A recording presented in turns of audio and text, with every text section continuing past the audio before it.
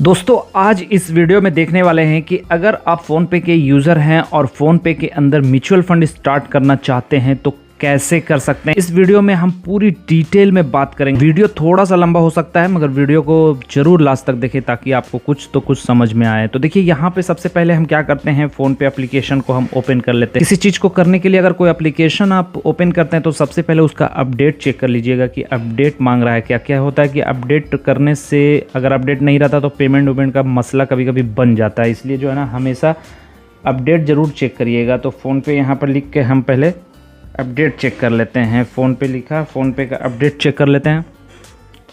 देख सकते हैं ये अपडेट मांग रहा है तो अपडेट यहाँ पर हम कर देंगे इसको पहले। तो जब तक अपडेट होता है मैं ये बता दूं कि ये वीडियो में मैं आपको शुरू से एकदम समझिए कि आप जीरो हैं, म्यूचुअल फंड में जीरो हैं और फ़ोनपे के अंदर आप म्यूचुअल फंड स्टार्ट कर सकते हैं। एकदम इस वीडियो को देखने के बाद मैं यहाँ पे पूरा डिटेल में बताने वाला हूँ, तो वीडियो के लास्ट तक जरूर बने रहें। और चैनल पे नए तो चैनल को सब्सक्राइब कर लीजिएगा। वीडियो पसंद आ जाए तो एक लाइक जरूर कर दीजिएगा। देख सकते हैं यहाँ पर फ़ोन पे मेरा अपडेट हो चुका है। इसको ओपन करते हैं सिंपली। जब ओपन हो गया उसके बाद ओपन होने के बाद पासवर्ड मांगेगा लॉगिन के लिए, तो यहाँ पर हम पिन इंटर करेंगे। अब यहाँ पर फ़ोन पे के अंदर हम लॉगिन हो चुके हैं। अब यहाँ पर हम नीचे जाएंगे, यहीं पर देखिए एक ऑप्शन मिल जाता है म्यूचुअल फंड का, इसको हम क्लिक करते हैं। ठीक है, क्लिक करने के बाद यहाँ पर देखिए आपको कुछ इस तरह का इंटरफेस देखेगा। अगर आप नए हैं मतलब पहली बार आपने म्यूचुअल फंड को क्लिक किया है तो ये वाला ऑप्शन नहीं दिखेगा आपका, क्योंकि मैंने जो है ना यहाँ पे पहले एक म्यूचुअल फंड लगाता था उसको मैंने हटा दिया। अभी फिर से नया शुरू करना है, इसलिए मैं इस वीडियो में पूरा नया तरीके से बताऊंगा। हो सकता है अगर ऐसा नहीं है तो स्टार्ट का ऑप्शन आएगा। अगर आप स्टार्ट करेंगे तो हो सकता है केवाईसी करने के लिए बोलेगा,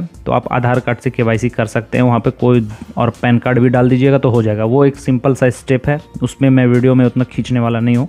मैं चाहूँ तो दूसरे फ़ोन पे बता सकता हूँ मगर फिर भी वो एक सिंपल स्टेप है, उसको आप कर लीजिएगा। अब मेन देखिए यहाँ से शुरू होता है कि म्यूचुअल फंड में मैं जैसे ही फ़ोनपे के अंदर जाता हूँ, आप किसी भी एप्लीकेशन में जाएंगे म्यूचुअल फंड में तो सेम ये सब चीज़ें दिखाई देगा। अगर फ़ोनपे में यहाँ पर थोड़ा कुछ ज़्यादा दिखाता है, ज़्यादा डिटेल में बताता है, इसलिए मैं फ़ोनपे में यहाँ पे थोड़ा डिटेल में बात करने वाला हूँ। देखिए यहाँ पे सबसे पहले क्या होता है कि आप जैसे ही म्यूचुअल फंड ओपन करेंगे यहाँ पर इस तरह का इंटरफेस आएगा। अगर आपका केवाईसी किया हुआ है तो देखिए यहाँ पर स्टार्ट करने के लिए बोला जा रहा है कि स्टार्ट ए न्यू SIP। अब SIP क्या है? Systematic investment plan. इसका मतलब ये हुआ आप म्यूचुअल फंड के अंदर हर महीने एक सिस्टम से मतलब जो डेट सेट करेंगे उसके हिसाब से पैसा आप इन्वेस्ट करते रहेंगे। अभी तो ऑप्शन ऑटो डेबिट का है तो वो खुद ब खुद कट जाएगा। ठीक है, तो उसका आपको टेंशन लेने की जरूरत नहीं है। यहाँ पे समझिए। अब यहाँ पे देखिए स्टार्ट ए न्यू SIP का ऑप्शन आ रहा है, तो चाहे तो हम यहाँ से स्टार्ट करके क्लिक करेंगे तो यहाँ पर अब कितना अमाउंट लगा सकते हैं हम वो सिलेक्ट करेंगे। उसके बाद ये जो है कितना दिन के लिए, कितना प्रोफाइल, कैसा रिस्क ले सकते हैं, ये सारा चीज डिटेल पे वो जो है हमको देगा कि कौन कौन सा म्यूचुअल फंड आपके लिए सुटेबल है। मगर यहाँ पे हम क्या करेंगे, मगर यहाँ पर हम उसके हिसाब से नहीं चलेंगे बल्कि अपने हिसाब से हम सिलेक्ट करेंगे कि कौन सा म्यूचुअल फंड अच्छा होगा। अब क्या करता है फोन पे यहाँ पर कुछ फंड्स को रिकमेंड करता है, जैसे SBI का कॉन्ट्रा फंड्स है, उसके बाद HDFC large and mid cap है। इस तरह से यहाँ पर कुछ फंड जो है रिकमेंड किया जाता है। अब नीचे जाएंगे तो यहाँ पर देखिए इन्वेस्टमेंट आइडिया यहाँ पर एक ऑप्शन मिलता है, उसमें दिखाता है कि बेस्ट SIP फंड मतलब बेस्ट SIP जो अभी सबसे अच्छा परफॉर्म कर रहा वो यहाँ पर दिखाएगा। उसके बाद हाई क्वालिटी फंड्स यहाँ पर, उसमें हाई ग्रोथ फंड वो यहाँ पर रहेगा। यहाँ पर देखिए मोर फॉर यू का ऑप्शन भी मिल जाता है, इसमें लिखा रहेगा टॉप कंपनीज। टॉप कंपनी जो म्यूचुअल फंड में लिस्टेड है उसका यहाँ पर आ जाएगा। ट्रेंडिंग थीम्स यहाँ पर है।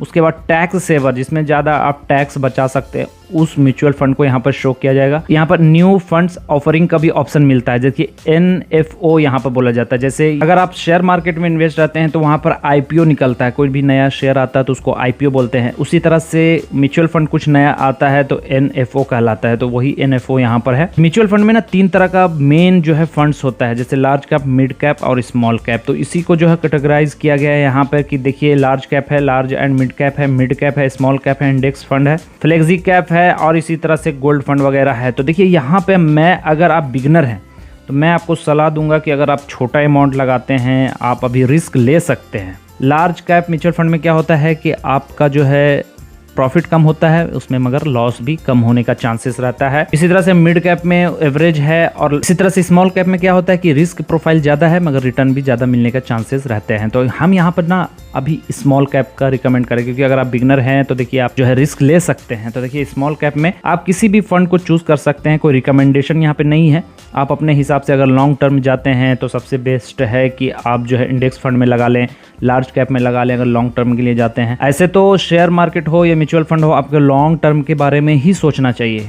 शॉर्ट टर्म में साल 2 साल 6 महीना में आप अमीर नहीं बनने वाले हो, इसलिए जो है लॉन्ग टर्म के बारे में सोचना है आपको। तो हम देखिए यहाँ पर सबसे पहले क्या करते हैं कि स्मॉल कैप को चूज करते हैं, हम उसमें इन्वेस्ट करने वाले हैं। तो जैसे ही स्मॉल कैप को सिलेक्ट करेंगे, यहाँ पर देखिए कौन कौन सा स्मॉल कैप फंड है वो यहाँ पर शो हो जाएगा। बहुत सारा है भाई, बहुत सारा mutual fund small cap, mid cap या फिर लार्ज कैप में आपको मिल जाएगा। तो स्मॉल कैप में आप रिसर्च कर लीजिएगा कि कौन सा बढ़िया है, कौन सा बढ़िया। मैं यहाँ पे बस तरीका बता रहा हूँ कि कैसे इन्वेस्ट करना है, मैं किसी फंड का रिकमेंडेशन नहीं कर रहा हूँ। तो मैं यहाँ पर ना Nippon India small cap fund है, ठीक है, हम इसको क्लिक करते हैं और इसमें हम इन्वेस्ट करते हैं। तो अब किसी भी फंड को अगर आप क्लिक करेंगे तो देखिए उस फंड में 2 ऑप्शन आएगा इन्वेस्टमेंट टाइप का। एक होता है मंथली एसआईपी, जो मैंने बताया कि हर महीने आप जिस डेट को सिलेक्ट करेंगे वो डेट में आपके अकाउंट से कट जाएगा। वन टाइम इन्वेस्टमेंट का मतलब हुआ कि एक बार आपके पास लमसम अमाउंट है, बहुत सारा अमाउंट है, तो उसको आप एक बार डाल दीजिए। अगर हम मंथली एसआईपी चूज करते हैं तो यहाँ पर डेट सिलेक्ट करना पड़ेगा, और अगर हम यहाँ पर वन टाइम करते हैं तो यहाँ पर देखिए डेट